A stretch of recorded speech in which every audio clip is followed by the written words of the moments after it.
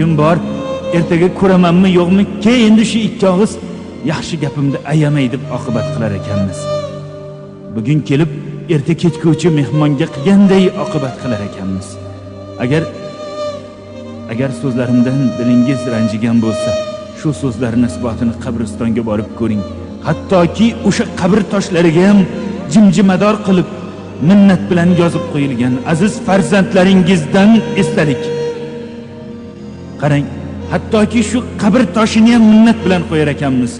Uni biz qo'ydik deb qo'yar ekanmiz. Aziz farzandlaringizdan esdalik.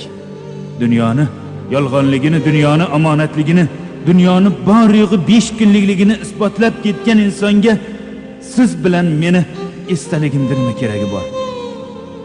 Aziz farzandlaringizdan esdalik. Gohida shu chin do'stimizni ham qadriga yetamiz.